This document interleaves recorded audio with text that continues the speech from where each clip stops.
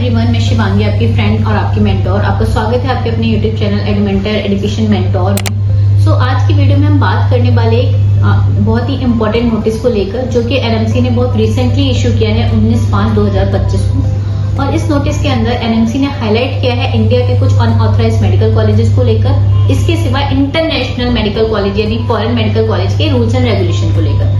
अगर मैं इंडिया के अनऑथराइज्ड मेडिकल कॉलेज की बात करूं तो दो पर्टिकुलर कॉलेज हैं जिसको उन्होंने स्क्रूटनी में रखा है। एक आपकी सिंघानिया यूनिवर्सिटी राजस्थान है, जहां पर medical course without taking permission चल रहा है, तो नो डाउट इस पे कुछ लीगल एक्शन होने हैं। इन अ सेम वे आपका एक और कॉलेज है संजीवन हॉस्पिटल एंड मेडिकल कॉलेज, जो कि आपका वेस्ट बंगाल में है। इसमें भी सेम इशू है कि विदाउट एनी परमिशन अथॉरिटी के बिना ही वहां पर मेडिकल कोर्स रन हो रहे हैं। तो ये तो इंडिया के कुछ मेडिकल कॉलेज हैं जहां पर उन्होंने हाईलाइट किया है कि अनऑथराइज्ड मेडिकल कॉलेज है, तो स्टूडेंट इन पर्टिकुलर कॉलेज को कंसीडर नहीं करें और ना ही इनमें एडमिशन लेने की प्लानिंग करें। सो अगर आप इंडिया में भी देख रहे हैं और आपको कोई भी ऐसे कॉल कर रहे हैं फॉर दिस पर्टिकुलर कॉलेज, तो प्लीज इसको टोटली अवॉइड करें, because they are not authorised college. अगर हम बात करते हैं एनएमसी की guidelines for the foreign medical admissions, तो यहाँ पर आपको बहुत ज्यादा ध्यान देना होगा। ऐसा नहीं है कि ये कोई नई गाइडलाइंस है। 2021 में जो नोटिस आया था, उस नोटिस में ये गाइडलाइंस ऑलरेडी बहुत क्लियर शब्दों में बता दी गई थी। अब इनको दोबारा से फिर से रिपीट किया गया और थोड़ा बहुत मॉडिफिकेशन किया गया। बट अगर मैं दोनों गाइडलाइंस को ध्यान से देख रही हूँ और मैंने समझने की कोशिश की, तो मुझे बहुत ज्यादा डिफरेंस कुछ भी नहीं दिखा। यहाँ पर फिर से वही 4-5 पॉइंट को हाईलाइट किया गया है। अगर आप अब्रॉड में एमबीबीएस एडमिशन के लिए प्लान कर रहे हैं, सो सबसे इंपॉर्टेंट बात है, कहीं पे भी एनएमसी ने ऐसा नहीं लिखा कि ये कंट्री वैलिड है, ये कंट्री वैलिड नहीं है, ये यूनिवर्सिटी वैलिड है, ये यूनिवर्सिटी वैलिड नहीं है। एनएमसी ने कुछ 5 गाइडलाइंस दे दी और सिंपल शब्दों में बोला, अगर वो कंट्री और यूनिवर्सिटी ये गाइडलाइंस फॉलो करती है, that means degree is valid, और नहीं करती है तो इनवैलिड। तो हम इन पॉइंट्स के बारे में डिस्कस करेंगे। सेम ये गाइडलाइंस ऑलरेडी 2021 में आई हुई थी, थोड़ा बहुत रेगुलेशन में अपडेट करके और थोड़ा बहुत मॉडिफिकेशन है, जो कि ऑलरेडी पहले क्लियर था, इसको थोड़ा और क्लियर करने की कोशिश की गई है।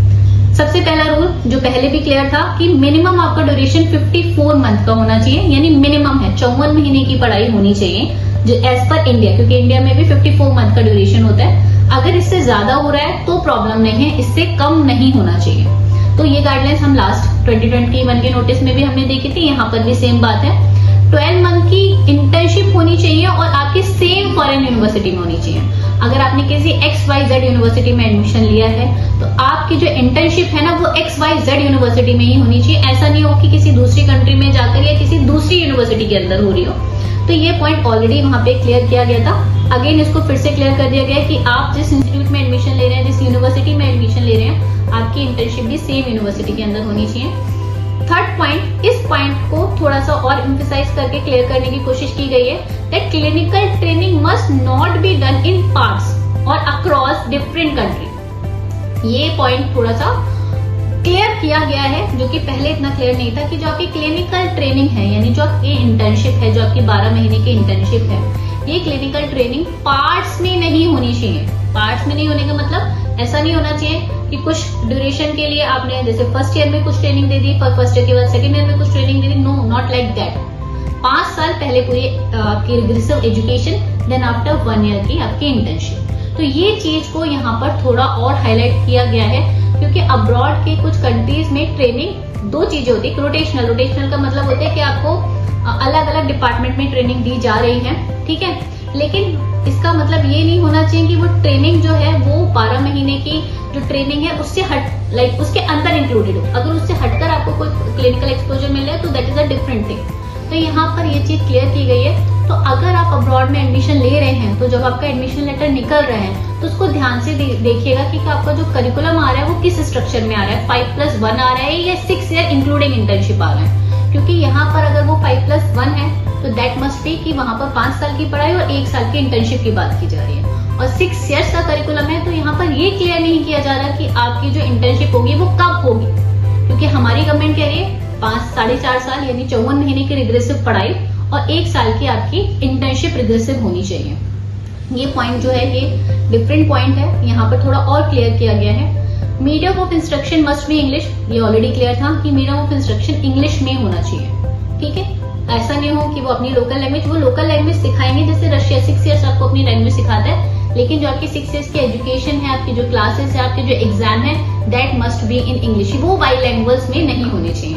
देन आ जाता है study the mandatory subject specified the schedule 1। जैसे आपको पता है मेडिकल के अंदर 19 सब्जेक्ट्स होते हैं जो आपके 4.5 साल में डिवाइडेड होते हैं, तो वो कोई प्रॉब्लम नहीं है क्योंकि इंटरनेशनल करिकुलम के अंदर भी सिमिलर सिलेबस फॉलो होता है। देन सबसे इम्पोर्टेंट पार्ट जहाँ पे हम बात करते हैं लाइसेंस टू बी प्रैक्टिस, ये बहुत इंपॉर्टेंट है। ये पहले भी इन्हीं वर्ड्स में था, इस बार फिर से सेम वही वर्ड्स लिखे गए कि आपको जो लाइसेंस, आप जिस कंट्री में जा रहे हो उस कंट्री से आपको कंप्लीट होने के बाद आपकी एजुकेशन, आपको लाइसेंस टू बी प्रैक्टिस मिलना चाहिए। लेकिन एक पॉइंट जिस पे आपको ध्यान देना होगा, ये licence to be practice same वही लाइसेंस होना चाहिए जो कि आपको उनके लोकल स्टूडेंट, जो आपको मिल रहा है वही उनके लोकल स्टूडेंट को मिल रहा हो। ऐसा ना हो कि आपको जो लाइसेंस ऑफ प्रैक्टिस मिल रहा हो वो डिफरेंट टाइप ऑफ हो और उनके स्टूडेंट को जो मिल रहा हो वो डिफरेंट टाइप ऑफ का हो। यहाँ पर जॉर्जिया के अंदर अगर हम देखते हैं तो यहाँ पर हमें थोड़ी टेंशन हो सकती है क्योंकि जॉर्जिया के अंदर जो अभी हमारे स्टूडेंट को लाइसेंस टू बी प्रैक्टिस मिल रहा है 5+1 के बाद, वो स्पेसिफिकली आपका जूनियर डॉक्टर का है,